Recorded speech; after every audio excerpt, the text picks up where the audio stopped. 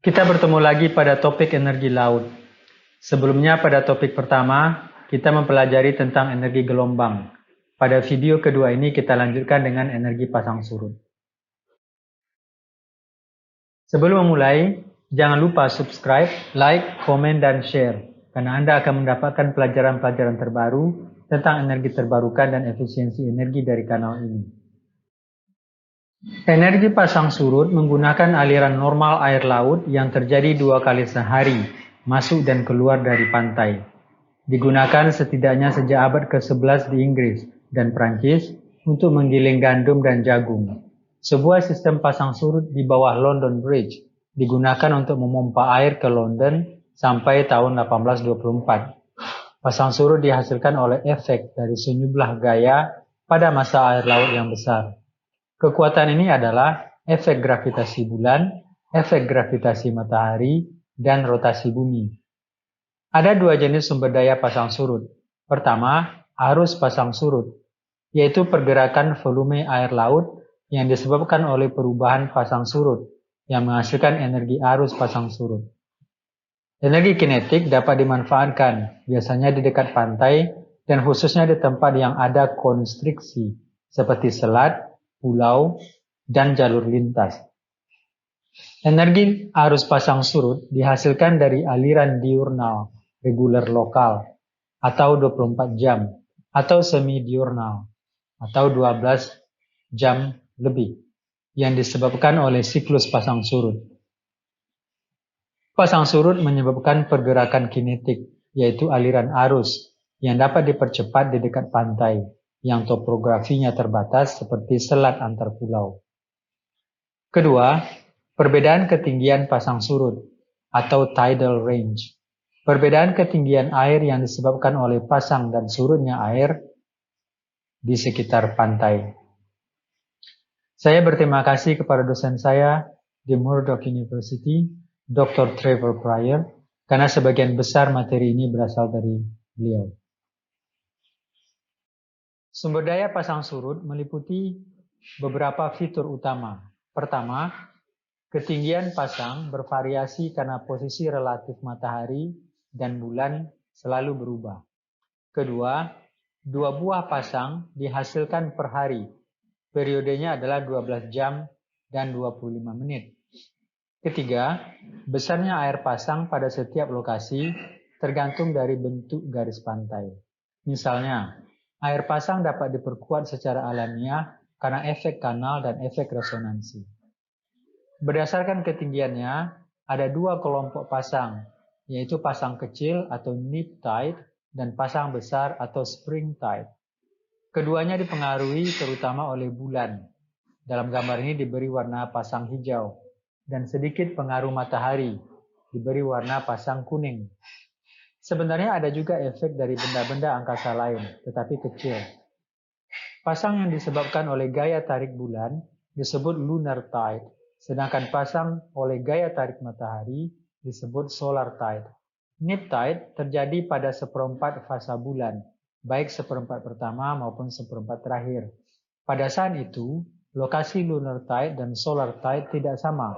Pasang besar terjadi saat fase bulan baru atau bulan purnama.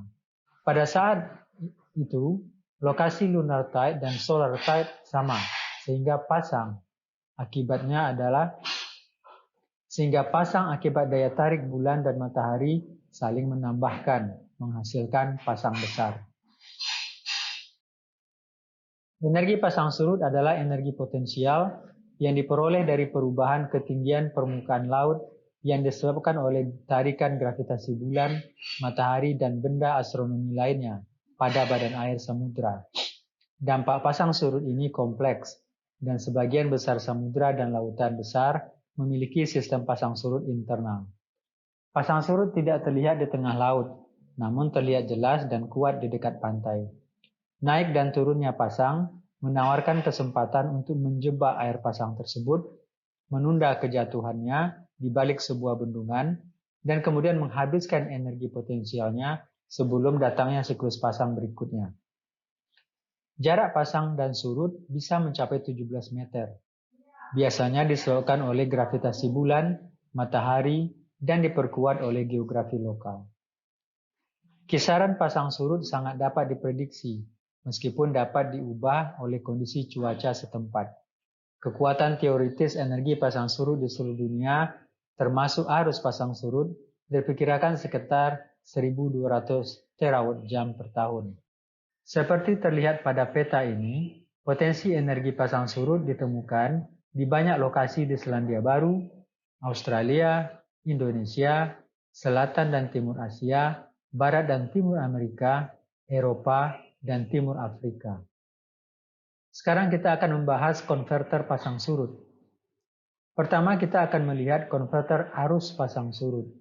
Setelah itu konverter perbedaan ketinggian pasang surut juga akan kita bahas. Perangkat arus pasang surut mengubah energi kinetik dari arus air yang bergerak, biasanya mencapai arus puncak di atas 2 meter per detik. Beberapa konsep teknologi perangkat yang berbeda telah diusulkan dan diuji dalam beberapa tahun terakhir.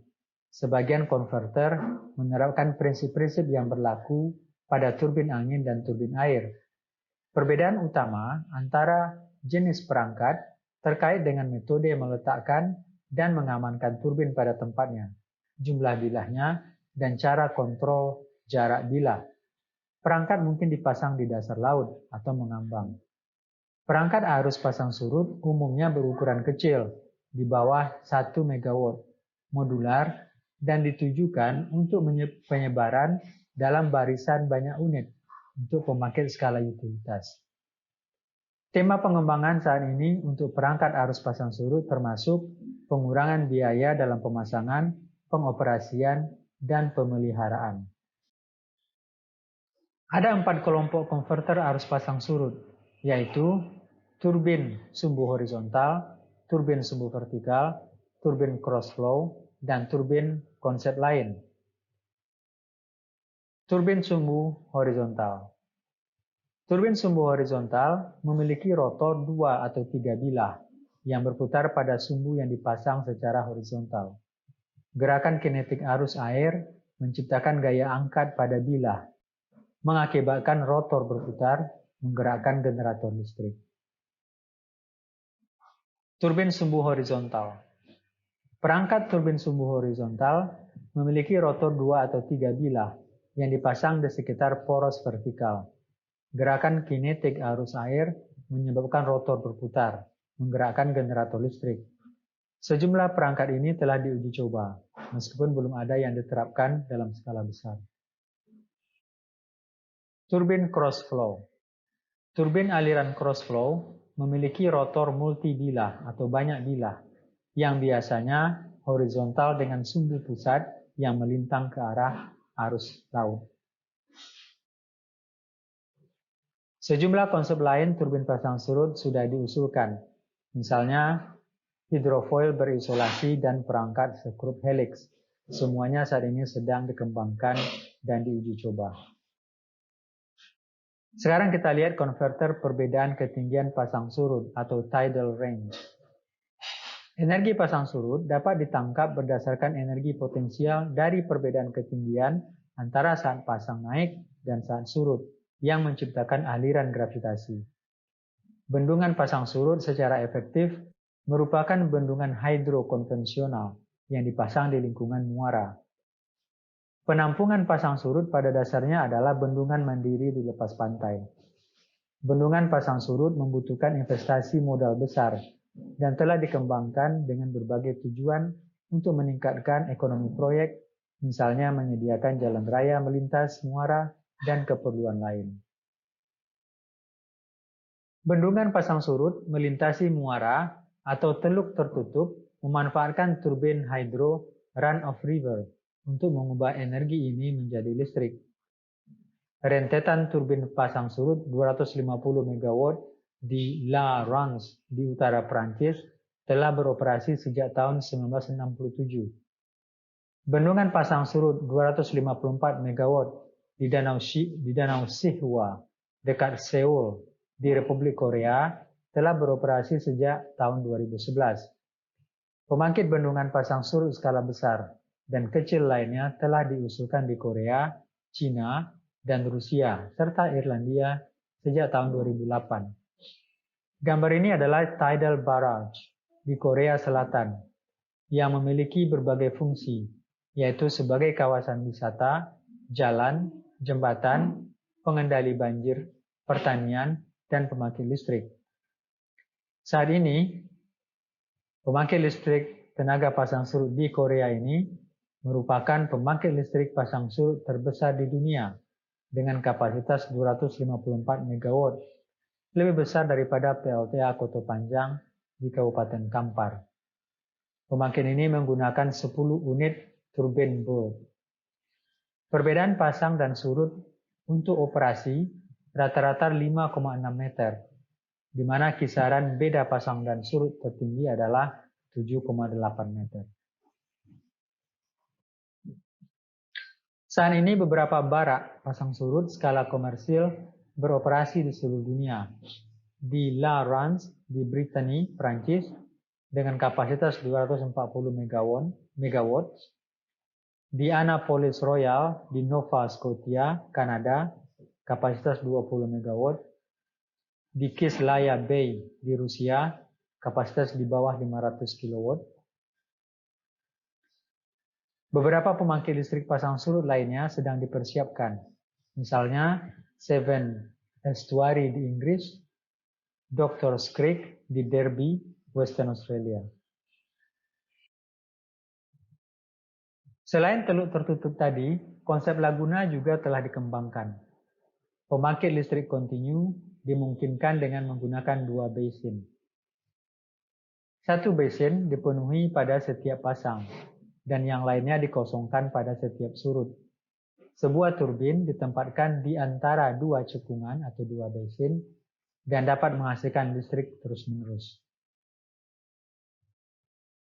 Ini adalah pembangkit listrik di Annapolis Royal, Kanada dengan kapasitas 20 MW. Prinsip pembangkit listrik pasang surut sama dengan PLTA, kecuali pada pembangkit listrik pasang surut air mengalir 2 arah, sehingga desain generator pun harus disesuaikan. Dengan membangun barak pada inlet yang sesuai, maka aliran alami air pasang dapat didorong mengalir melalui turbin dan kemudian menghasilkan listrik. Biasanya menggunakan turbin Kaplan. Terdapat beberapa variasi, misalnya bulb turbine, seperti yang digunakan di La Rance, Prancis. Dalam sistem ini, air mengalir di sekitar turbin, membuat akses untuk pemeliharaan sulit karena air harus dihentikan mengalir. Teknologi baru pembangkit listrik tenaga pasang surut.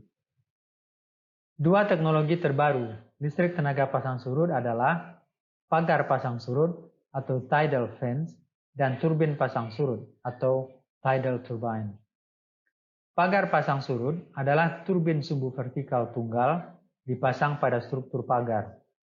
Tidak seperti pembangkit listrik pasang surut model barak, pagar pasang surut memiliki dampak lebih kecil terhadap lingkungan karena tidak memerlukan pembanjiran pada bagian hulu atau basin dan lebih mudah dan lebih murah dipasang. Blue Energy Kanada telah mengajukan proposal untuk membangun pembangkit pasang surut sepanjang 4 km antara Pulau Samar dan Dalu Piri di Selat San Bernardino di Filipina. Masih menunggu persetujuan pemerintah, Dalu Piri Ocean Power Plant akan menggunakan 274 buah turbin Davis kelas laut, masing-masing menghasilkan 7-14 MW, dengan perkiraan kapasitas total 2.200 gigawatt daya pasang puncak atau minimal 1.100 gigawatt. Biayanya diperkirakan 2,8 miliar dolar Amerika Serikat. Teknologi baru pembangkit listrik tenaga pasang surut menyerupai turbin angin. Turbin pasang surut menawarkan keuntungan termasuk mengurangi dampak lingkungan. Mereka memanfaatkan arus pasang surut yang bergerak dengan kecepatan antara 2-3 meter per detik untuk menghasilkan antara 4-13 kW per meter kuadrat. Beberapa penelitian dan pengembangan telah dilakukan. Misalnya dengan dana Uni Eropa telah diuji prototipe turbin 300 kW. Pada tahun 2004, SMD High Hydro Vision menguji sistem skala kecil sebesar 100 kW yang disebut tidal. Tidal menggunakan turbin terapung yang dipancang ke dasar laut dengan rantai. Ini adalah lukisan deretan turbin arus pasang surut, marine current turbines. Ini adalah lukisan deretan turbin arus pasang surut, marine current turbine, CGen, yang diuji pada tahun 2005. Nampak salah satunya sedang dinaikkan ke kapal untuk keperluan perawatan. Ini adalah turbin skala kecil 100 kW yang disebut tidal. Seperti terlihat, dia menggunakan turbin apung yang ditambatkan ke dasar laut dengan rantai dan melayang maju mundur mengikuti arus, sehingga turbin tersebut mengarah ke arah terbaik untuk mendapatkan tenaga dari bilah yang berputar. Sistem pembangkit listrik pasang surut tidak lepas dari persoalan lingkungan. Antara lain, tingkat pasang surut bisa berubah, terutama jika sistem pembangkit dipasang di sebuah teluk yang sempit. Tingkat salinitas, suhu, dan kadar oksigen juga bisa berubah. Struktur pembangkit listrik pasang surut bisa berdampak pada kehidupan laut. Perubahan pergerakan lumpur di sekitar pembangkit listrik pasang surut juga bisa terjadi. Singkatnya, pembangkit listrik pasang surut bisa menimbulkan perubahan ekologi secara signifikan. Namun belum banyak penelitian yang dilakukan di bidang ini dan masih dibutuhkan lebih banyak lagi. Demikianlah pelajaran kita tentang energi pasang surut.